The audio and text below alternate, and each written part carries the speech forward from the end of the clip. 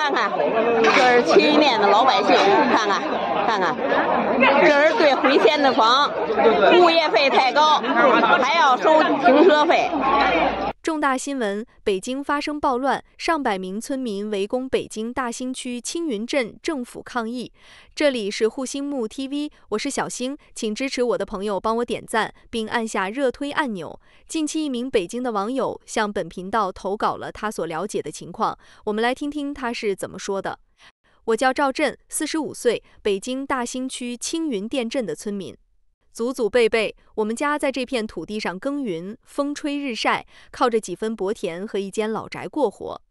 2025年4月21日，我和上百名乡亲站在青云店镇政府门前，手举标语，声嘶力竭地喊着：“安置房公摊太大，物业费、停车费太高，还我公道！我们不是暴徒，不是闹事者，我们只是想要一个家。”可在首都北京，在这人民当家作主的土地上，我们的诉求无人倾听。镇政府大门紧闭，迎接我们的只有冷漠的保安和远处警车的呼啸。原来，在政府眼里，我们这些村民不过是贱民，不过是待割的韭菜。青云店镇位于北京南郊，曾经是个安静的乡村，田野连绵，炊烟袅袅。过去10年，城市化的铁蹄碾过这里，高楼大厦取代了麦田，拆迁的标语贴满了每一堵墙。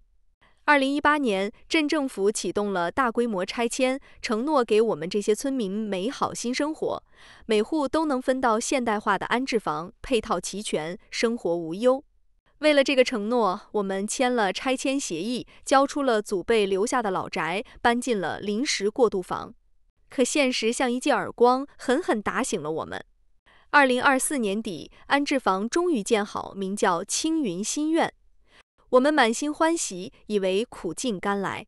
可拿到房本的那一刻，愤怒像火山一样爆发了。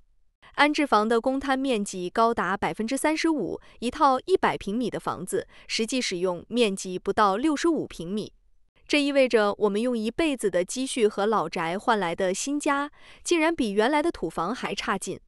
更离谱的是，物业费每月每平米5元，停车费每月500元，这比北京城里的高档小区还贵。我们是村民，不是富豪，靠着种地和打工的微薄收入，哪来钱负担这些天价费用？我问过镇里的干部，公摊为什么这么大？物业费凭什么这么高？他们支支吾吾说这是市场定价，开发商定的。可我们查了才知道，青云新苑的开发商是个名不见经传的公司，背后却和镇政府关系暧昧。停车场管理权根本没公开招标，直接被开发商的关联公司接管，收费标准全凭他们一张嘴。这哪里是安置房，分明是开发商和政府联手挖的坑，等着我们这些村民跳进去。我们不是没试过讲道理。从2024年底开始，乡亲们联名写了10几封信，送到镇政府、信访办，甚至市里，可每封信都如石沉大海。有人去镇政府问情况，工作人员要么推脱领导不在，要么敷衍正在研究。我们还找过媒体，可帖子刚发就被删，记者来了2天就没了下文。忍无可忍之下，2025年4月21日，我们上百名拆迁户决定集体到镇政府门口讨说法。那天早上，天空灰蒙蒙的，像我们的心情一样沉重。我们举着自制的标语：“公摊35%，天理何在？天价物业费逼死老百姓。”还有人带着扩音器喊着：“我们要公道，我们要回家。”我们没有堵路，没有冲击政府，只是站在路边，希望有人能听我们说一句。可不到半小时，保安和警察就来了，像对待罪犯一样把我们围住。我亲眼看到一位60多岁的老大爷举着标语的手还在颤抖，就被2个保安推倒在地，标语被撕得粉碎。老人家坐在地上，喃喃地说：“我一辈子的家啊！”更让我们心寒的是，镇政府大门紧闭，没有一个领导出来接待。我们喊了整整3个小时，嗓子哑了，手酸了，可回应我们的只有冷风和远处警笛声。警察警告我们立即解散，否则后果自负。有几个年轻的村民气不过，想冲进去找领导理论，结果被按倒在地，铐上手铐，拖上了警车。人群散了，标语丢了一地，我们的希望也像那些纸片一样被风吹得无影无踪。4月21日的抗争不是青云店村民的突发奇想，而是多年积怨的爆发。表面上看，我们在抗议公摊面积和天价费用，可实际上，这场风波暴露了拆迁背后更深层次的制度性问题。开发商、政府和所谓市场规则织成了一张密不透风的网，而我们这些村民只是网底的鱼，挣扎再多也逃不出被宰割的命运。先说开发商，青云新苑的开发商打着国企背景的旗号，拿地时承诺得天花乱坠，高品质安置房，完善配套，村民优先。可房子建好后，配套设施一拖再拖，消防通道被私自占用，电梯3天2头坏。更离谱的是，公摊面积和收费标准完全不透明，业主委员会想查账，开发商直接关门装死。我们查到，这个开发商在其他区也有项目，烂尾楼、乱收费的投诉比比皆是。他们的底气从哪来？因为背后有政府的默许。再说政府，青云店镇的拆迁号称是城市化进程的需要，可村民的利益却被抛在脑后。拆迁时，评估公司低估我们的老宅价值，补偿款连市价的1半都不到。安置房建好后，公摊面积和收费问题无人监管。我们找镇政府，政府推给开发商；找开发商，开发商推回政府。出了事，层层推责，最后让我们村民当接盘侠。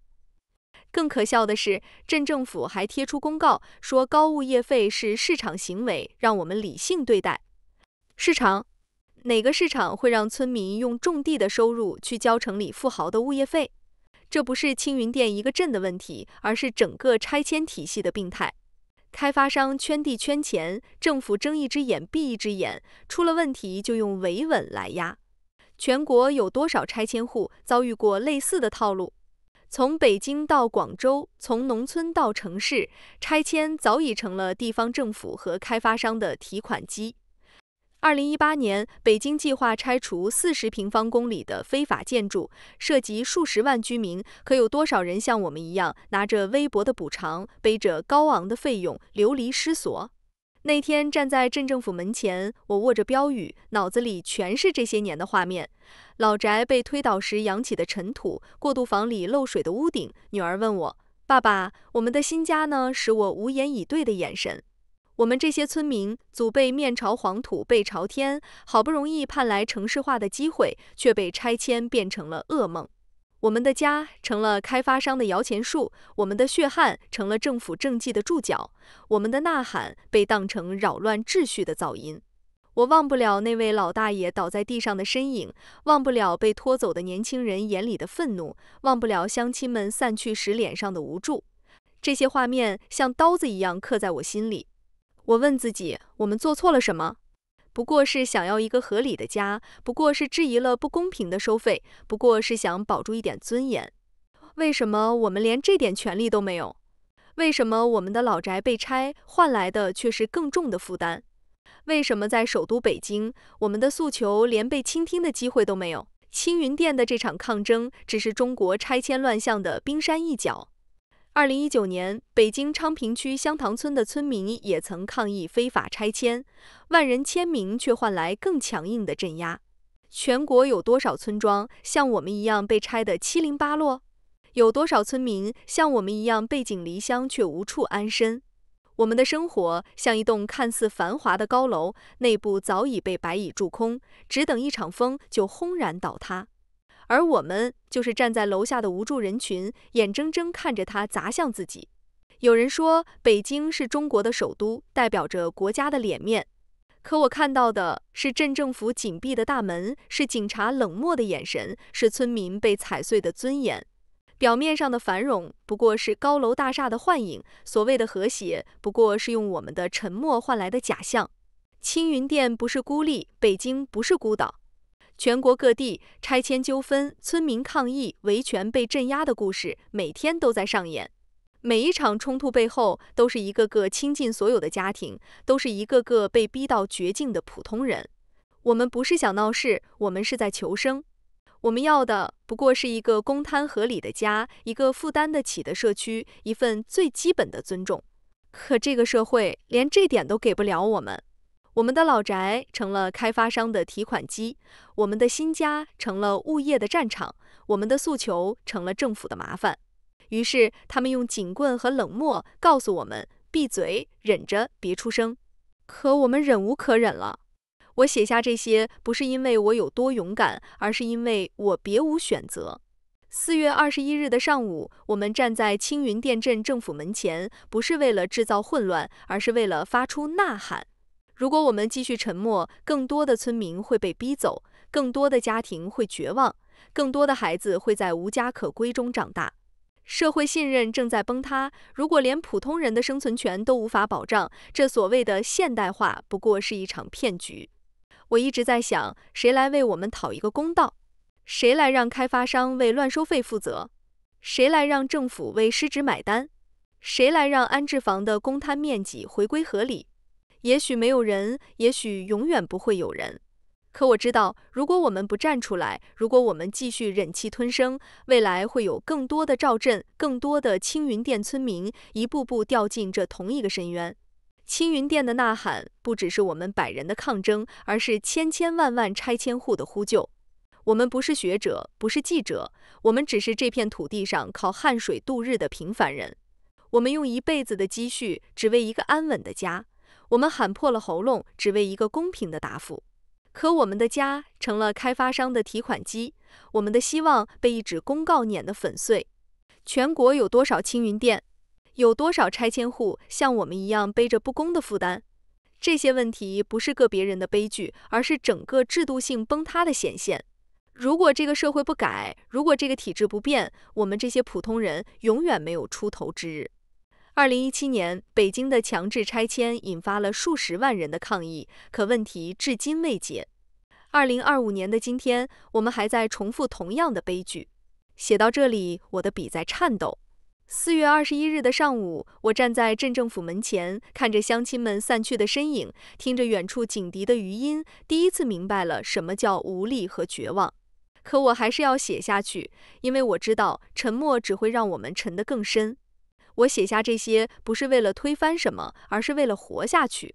为了我的女儿能在一个公平的社会长大，为了我的妻子不再为天价物业费担惊受怕，为了我们这些村民能有一点点被尊重的权利。别再说我们在闹事，我们是在呼救。别再说我们别有用心，我们只是太绝望。